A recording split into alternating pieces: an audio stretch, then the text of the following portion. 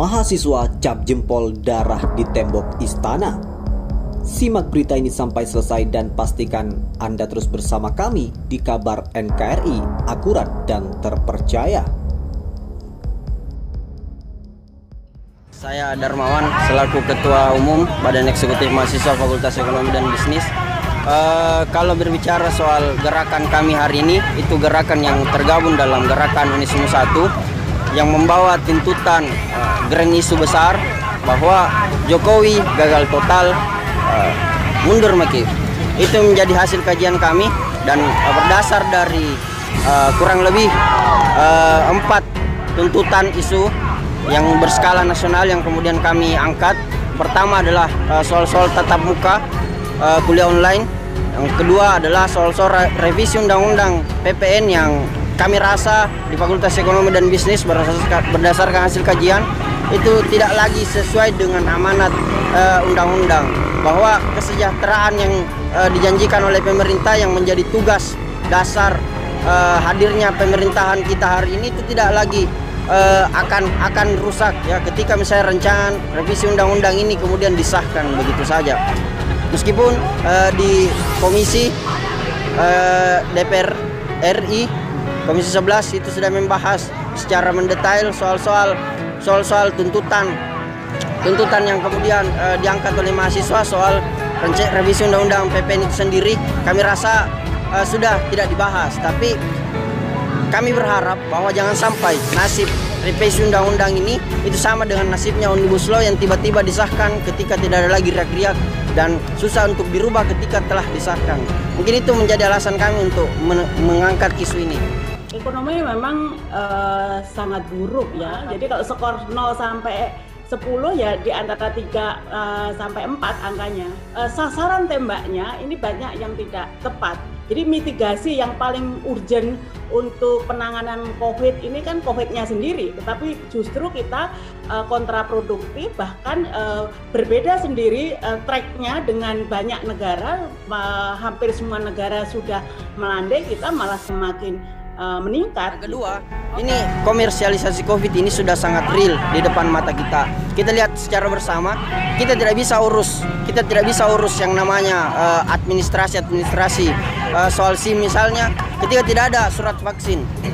Yang kedua, itu tidak ada soal keberangkatan keluar daerah. Ini yang menjadi lahan bisnis menurut kami.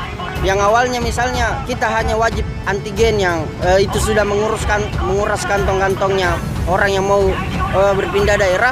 Sekarang dipaksa lagi tes PCR itu di daerah-daerah tertentu. Dan masa berlakunya itu kurang lebih hanya 24 jam satu hari. Ini yang menjadi alasan kami. COVID ini hanya menjadi lahan bisnis dinas kesehatan itu untuk kemudian memungut biaya tidak langsung dari orang-orang yang mau berangkat keluar daerah. Serapannya rendah. Itu kenapa begitu? Karena memang mereka lebih mementingkan kepentingan dirinya sendiri daripada kepentingan bangsa dan negara. Wajar kalau kemudian mahasiswa mengatakan bahwa kepemimpinan Jokowi gagal total. Tapi marilah kita adil, misalnya kita urai satu-satu. Kira-kira di mana sektor keberhasilan Presiden Jokowi setelah 7 tahun memerintah saat ini? Apakah ekonomi bisa kita katakan berhasil? Rasanya tidak. Apakah politik akan kita katakan berhasil? Tergantung politik seperti apa. Kalau politik itu melakukan grabbing semua kekuatan politik, konsolidasi politik, berhasil memang. Karena bisa dikatakan Presiden Jokowi didukung oleh sangat mayoritas di DPR. Tapi kalau politik itu kita artikan sebagai tumbuhnya, flourishnya demokrasi kita, kebebasan sipil kita, kebebasan politik kita nyungsep, kita turun.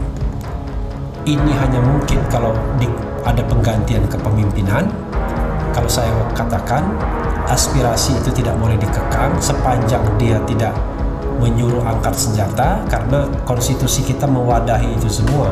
Impeachment ada pasal 7A, pengunduran diri ada pasal 8, pemilu ada pasal 22E, Undang-Undang Dasar 1945. Semuanya sah.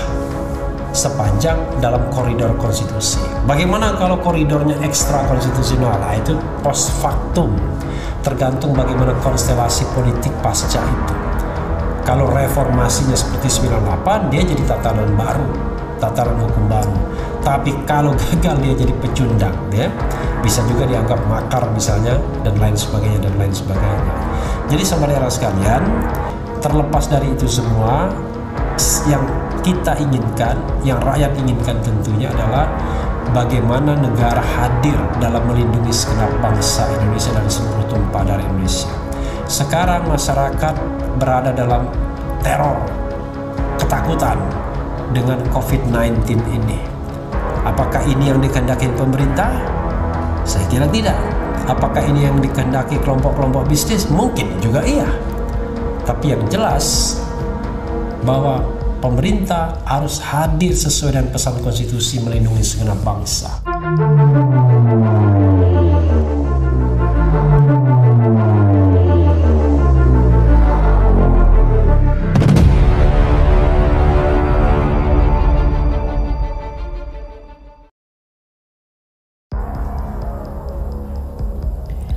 Jokowi didesak lengser karena tidak sanggup atasi pandemi. Arief Puyono harap kabinet jangan berkhianat.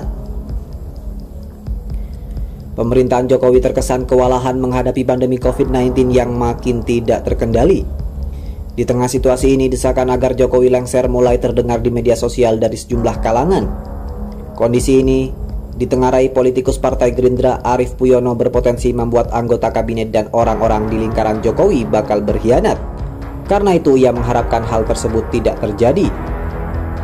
Saya berharap anggota kabinet dan orang-orang lingkaran pemerintahan Jokowi jangan berkhianat kepada Jokowi di saat PPKM darurat, tulis Arief Puyono melalui akun Twitternya. Ketua Umum Federasi Serikat Pekerja BUMN Bersatu ini mengingatkan jajaran kabinet Jokowi agar kompak dalam upaya mengatasi pandemi COVID-19, terutama di saat pemberlakuan pembatasan kegiatan masyarakat darurat Jawa dan Bali. Harus kompak dan jangan ada yang mundur dari kabinet, lanjut Arief Puyono. Dalam unggahan yang lain, Arief Puyono juga sempat meminta sejumlah pihak agar tidak mempolitisasi program PPKM darurat. Mohon para tokoh politik, tokoh nasional sadar jangan terus membuli dan mempolitisasi program PPKM darurat yang diterapkan pemerintahan rakyat udah nek, tulis Arief Puyono. Tapi harus mendukung dan berbuat sekecil apapun agar bangsa kita selamat semua. Paling luangkan waktu berdoa untuk keselamatan kita semua, cuit Arief Puyono menambahkan. Kekhawatiran Arief cukup beralasan mengingat tekanan terhadap Presiden Jokowi makin menguat seiring melonjaknya kasus COVID-19 diiringi pemberlakuan PPKM darurat Jawa Bali. Arief Puyono yang sebelumnya menjabat Wakil Ketua Umum Partai Gerindra itu berharap seluruh anggota kabinet yang ada di lingkaran pemerintahan tidak mengkhianati Jokowi. Sebagai informasi, berbagai kekisruhan muncul setelah keputusan menerapkan PPKM darurat untuk menekan penyebaran COVID-19 diumumkan Presiden Jokowi Kamis 1 Juli 2021 lalu. Mulai dari pro kontra penutupan tempat ibadah, lalu soal cara aparat melakukan penutupan ruas jalan, hingga kedatangan TKA Cina menjadi pembahasan selama PPKM darurat ini bergulir. Kebijakan PPKM darurat yang dipimpin oleh Menteri Koordinator Bidang Kemaritiman dan Investasi Luhut Binsar Panjaitan ini seperti diketahui mulai berlaku 3 Juli 2021 hingga 20 Juli 2021 nanti. Di satu sisi, meski PPKM darurat ini telah berjalan memasuki pekan pertama, tetapi kasus harian baru dan kematian akibat infeksi COVID-19 di Indonesia justru semakin mengganas. Sebagai informasi, berdasarkan data Kementerian Kesehatan, kasus baru COVID-19 di Indonesia hingga Rabu 7 Juli 2021 kemarin terus bertambah. Mengutip data yang diunggah di akun Twitter resminya Kemenkes RI, kasus baru COVID-19 di Indonesia kembali melonjak sebanyak 34.379 jiwa dalam 24 jam.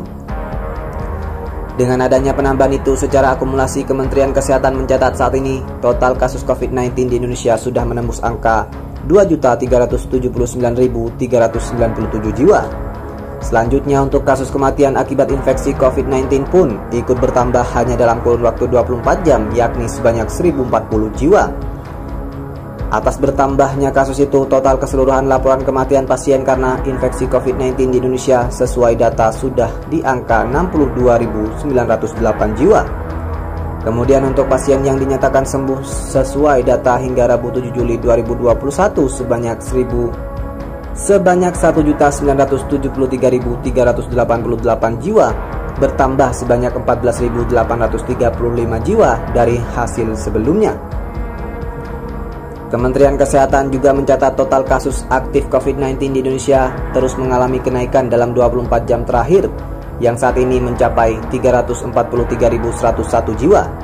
Dalam data itu disebutkan saat ini sebanyak 93.407 kasus dalam kategori suspek dan sudah sebanyak 199.143 spesimen yang telah dilakukan diagnosis.